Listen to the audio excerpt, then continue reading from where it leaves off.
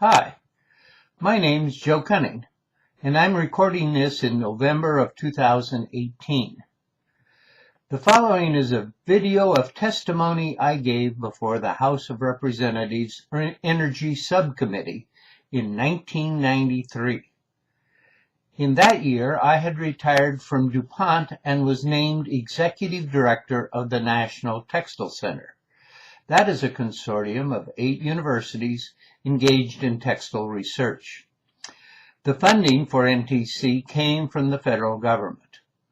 Early in 1993, the textile industry created an industry consortium called the American Textile Partnership, AMTEX. Funding was being sought from the Energy Department to utilize the national labs to help solve industry problems. AMTEX was the vehicle to make that partnership work. Because AMTEX had no staff at this point, I made the pitch to Congress to get funds to get it started. The effort was successful. AMTEX lasted about 10 years, as did the NTC I was associated with. The quality of this video is very poor, as the tape has lost a lot of its color. But it was fun to watch, and some of the old textile old-timers may enjoy it as well. The video is about 12 minutes long and was taken by the House Committee. Enjoy. Questions for the record. Our final panel consists of Dr. Joe Cunning, representing the Board of Directors of the American Textile Partnership, Mr. Robert M. Papp, President of Accurate Automation Corporation, and Mr. John T. Preston, Director of Technology Development, MIT. In addition to my friend Bob Papp, I'm particularly pleased that Dr. Joe Cunning is here to represent the AMTEX Textile Corporation. Textiles are an important part of our manufacturing base and are one of our big employers. The agreement with the national laboratories to help revitalize the textile industry and make it more competitive will be of great benefit to our future economic health. Mr. Preston, we're pleased to have you with us as our only university witness. No, you're way over here.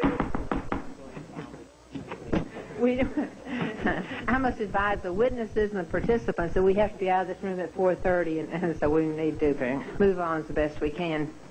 We look forward to your testimony, and Mr. Cunning, I believe you're our lead witness in the third panel.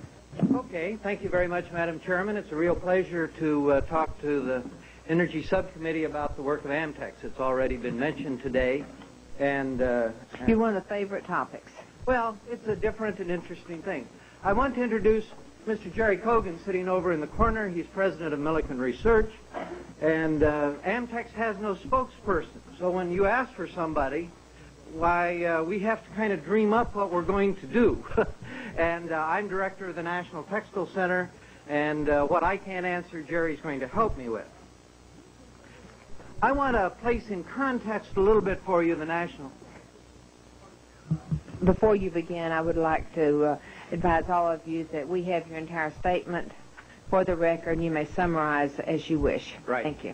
I'm going to use some of these boxes and other things I've got here in front of me to place in context what the AMTEX is all about, the American Textile Partnership. When you walk into a store and buy a suit at retail, backing up that is America's largest manufacturing enterprise. It's made up of the fabricated products part, apparel manufacturing.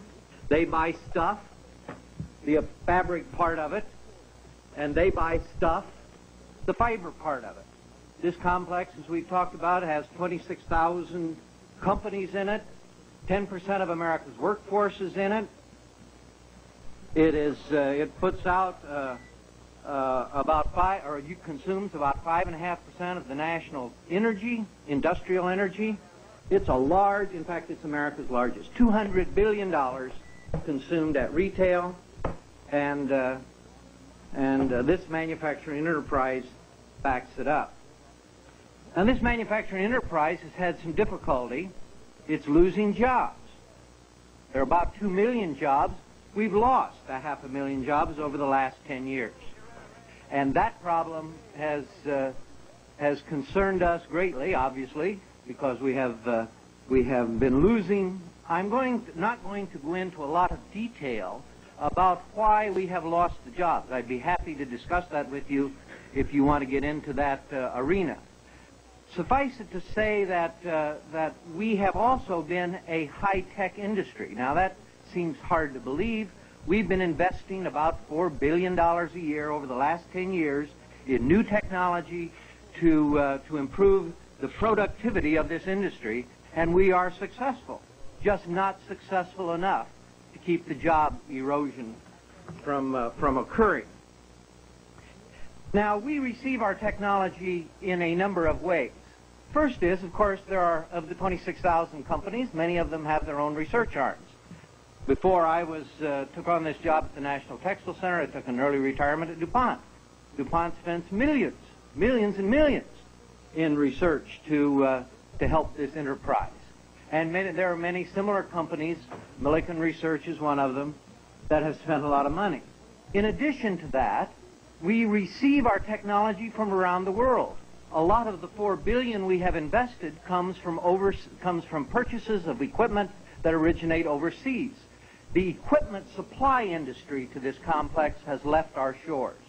If we want a new loom, we want a new sewing machine, we must go overseas and buy it. And that technology comes from overseas. We have also been carrying out research horizontally across each of these components. So inside of the fibers, I've got a couple other little boxes here. One is TRI, the Textile Research Institute of Princeton, totally funded by the fiber producers. $2 million a year, 62 years old, been working at solving fundamental problems in the fiber arena. Cotton Incorporated, you're probably more used to seeing a Cotton Incorporated hang tag, but Cotton Incorporated is funded by America's cotton farmers. They spend about $13 million in research, have an excellent research arm in Raleigh, North Carolina. The fabric guys are the same way. They have an outfit called ITT, the Institute of Textile Technology up in Charlottesville, Virginia.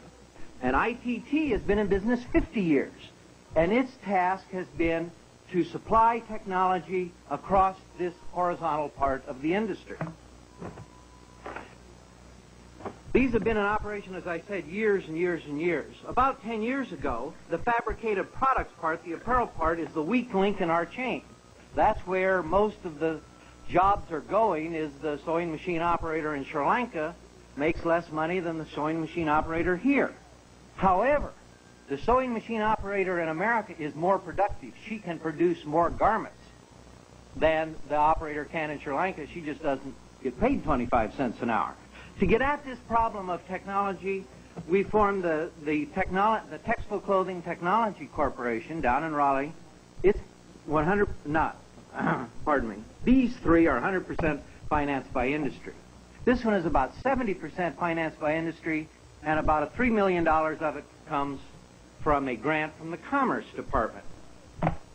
So we have this pile of things, companies doing research, and we added one last one, which I carry in my pocket because I represent it, the National Textile Center, which is a university consortium to get at the technologies that go between the horizontal layers. And because there's no industry existing between the horizontal layers, you pay for this. The federal government invests about $8 million a year into that. So we have this pile of technologies trying to overcome this deficit. And now we have an unusual opportunity. I'm going to treat the labs a little irreverently. But we've got all these labs sitting over here. And these labs want to do business with this series of boxes. And there are 26,000 of these and 8 of these. And to a good many of the 26,000, it looks like these things all do the same thing. And they talk big physics and they don't understand them. And so there's this great problem about how are we going to get at this? How can we take this immense technological resource and get it to work on this real job problem? So a few of us have been working on this for months now, and it's been talked about. First thing we did was get these cornered into a box by themselves. We've got to get this thing down where you can manage it. So into this box, we put a thing which we call the Research, Education, and Technology Transfer Organizations. Now, it turns out the leadership, the industrial leadership that runs these, of course, runs these. And so there is a lot of shared industrial leadership across these boards. When I was at DuPont, I served on 3 of these boards. And so we kind of know what we would like to accomplish, and we know that it is beyond the technological capacity to deal with this. Well, finally, with the CRADA Act, we're able to do something that we have, many of us have dreamed about a long time. Put all these labs, we'll lose Oak Ridge, into the same thing called the National Labs Operating Committee. Now we've got a management structure. We have these RETs, the industry side, and a committee, and we've got a committee formed here, and this makes the AMTEX partnership work, is this committee coordinating with this committee. This committee's job, and in fact, their whole livelihood all along has been how to get technology into this stuff. They set the direction for the enterprise. This box, you can't throw this away. This thing can't replace the blue ones at all, because these guys know the problems, and these guys set the instruction set. These guys speak technology. These guys don't always. And so we have the ability for the first time to leverage the technology of the national labs into our needed problems. Now, of course, we just got started. We just got it signed last week. It's taken a lot of flexibility. Everybody's talked about flexibility to get this deal started, and we appreciate the Secretary has been very flexible throughout all of this, because we've been wanting to do stuff that has never quite been done this way. We are confident it's going to work, and it's going to work because industry is the judge. This group is going to be the judge about whether this thing works. And these guys are going to leverage their great technologies, and I'm looking forward to a rather exciting time. There are several principles that we've been following. First of all, the lab absolutely cannot deal with the companies. The labs are only going to deal with these reps. It is absolutely essential as one of our operating principles. We're not going to, if a company wants to go around and do business in our industry with one of these guys, they can, but they have to have a permission. These guys won't sign on, these guys won't sign off, and I guess there's a way that if we all agreed we would, but we're not gonna work that way. So with these kinds of principles of division of labor and yet collaboration, because this is a highly cooperative venture, we're expecting good things to happen. Now what I'd like to see you do is that I think there is need for increased flexibility, increased spending. We're going to sign individual CRADAs for each little project, and each of these things are going to be very different, because these guys are going to work with the industry to make sure that the technology flows, and the CRADAs will be a little bit different, and we want the Secretary to have the authority to work with that. We need money to go into this thing, obviously. Second thing is this can't go away. The total budget of this thing's $34 million, and this budget makes it work. And so if we begin to think that this little tiny blue box can go away, we will have fooled ourselves. And a very important part of it, the National Textile Center, which is the integrating part of it, needs to go forward, and that's funded entirely by the people's money. So we would like to have that occur, and most importantly, we can't have the labs divide up and conquer us. We have to treat them as an entity. So we need cooperation out of the labs, and certainly to date we've gotten it. Okay. Thank you. Well, thank you very much. Do you ever wrap Christmas presents? I hope your wife does not trust that task to you.